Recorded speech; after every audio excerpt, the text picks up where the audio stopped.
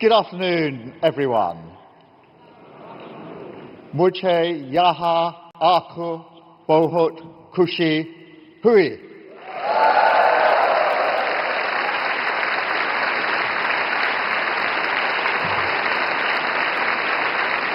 I hope that was roughly right. But look, it's fantastic to be here with all of you and with Prime Minister Modi, and just to see the room as vibrant and energetic as this is fantastic. In India's financial and economic capital, Namaskar, Mumbai. Prime Minister, we were honoured to host you in the United Kingdom just a few short months ago in July, and I'm honoured now, just as you were, to be here making that return visit, because we are doing something remarkable together. We're taking this incredible partnership between our two nations and redefining it with a new level of ambition for a new era. Now, back in July, when we were in Chequers, we signed the historic UK-India Comprehensive Economic and Trade Agreement.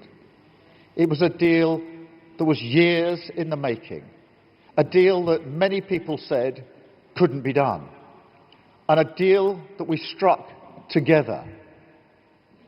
Now, we did it to raise living standards in both nations, to put more money in the pockets of working people, and to create opportunities for everyone in this room. It's great news across our economy, for the makers of British cars, for Scottish whisky distillers, to workers in our Fintech sector in London, Edinburgh, Manchester, Leeds and Glasgow. It will add billions of pounds to our GDP, hundreds of billions of rupees to yours, and add billions to wages as well. It's the biggest deal that the UK has done since we left the European Union. And I think it's fair to say it's the most ambitious trade deal that India has ever done. So I want to thank Prime Minister Modi for his partnership and his vision. This was a huge win for both nations and a huge statement of our shared belief, not just in the power of this bond, but in its potential to grow even further, to build the economies and skills of the future together. So, friends, we are clear, this is just the start. Our trade agreement holds out the promise of incredible opportunities. We are here in India today to show that we mean it, that we're going to follow through on that promise, seize the opportunities and keep raising our ambitions even further. And you may have heard, I didn't travel here alone this week. I brought some friends who believe in this vision as well. 126 brilliant British businesses and other leaders.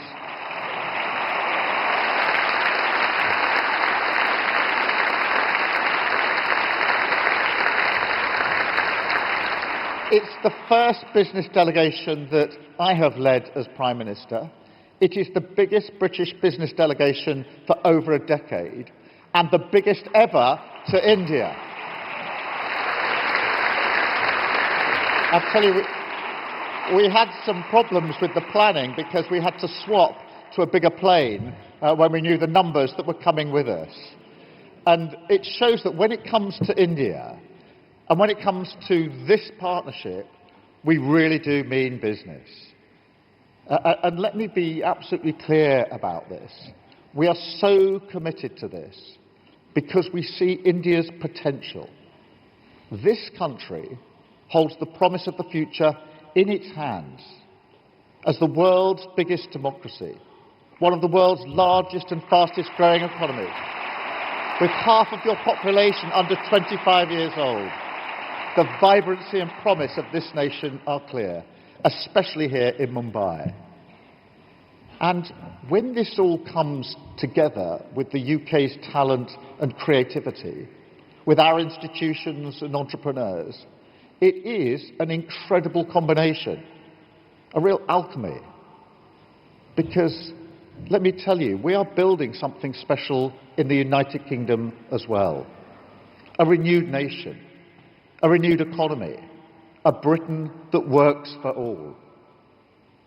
Now, since we came into government just over a year ago, we've already attracted record investment. We've delivered the highest growth in the G7 in the first half of 2025. And now we're reigniting our economy to secure growth for the long term. And that means creating jobs, boosting wages, and support thriving communities up and down the United Kingdom.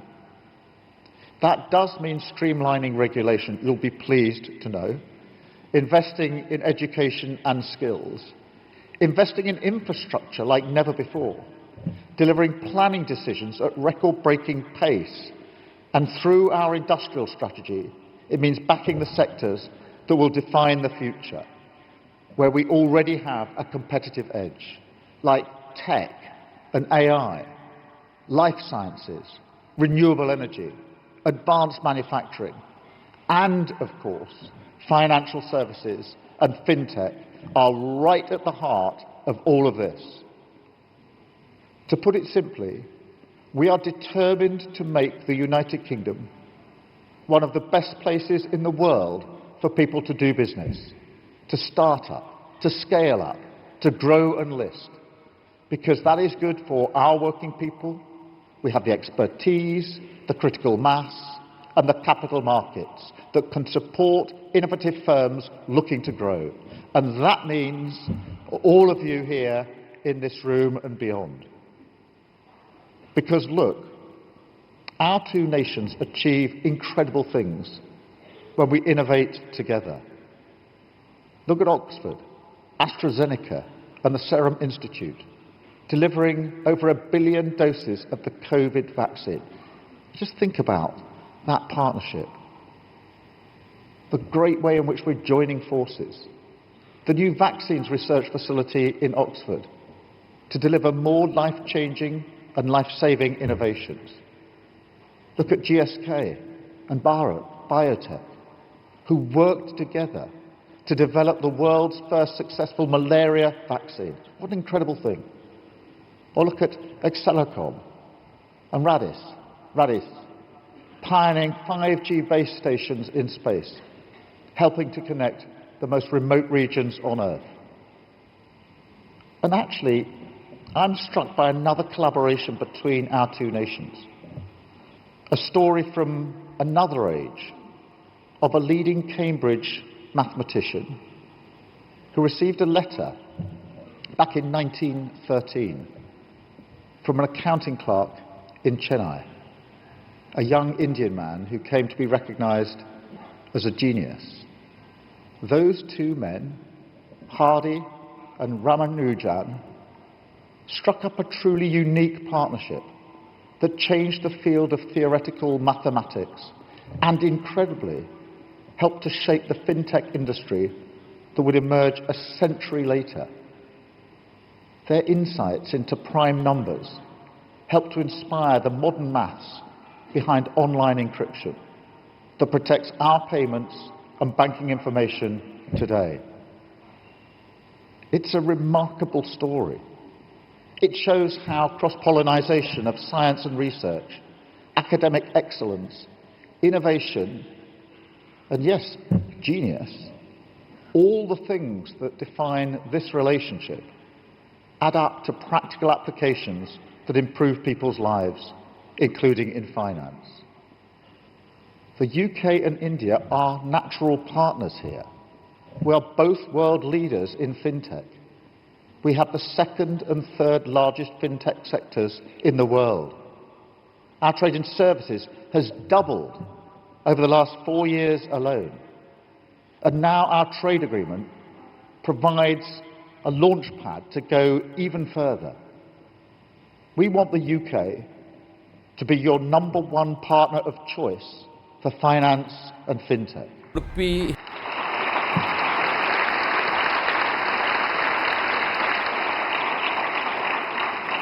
UK companies like Revolut are investing and expanding their operations here.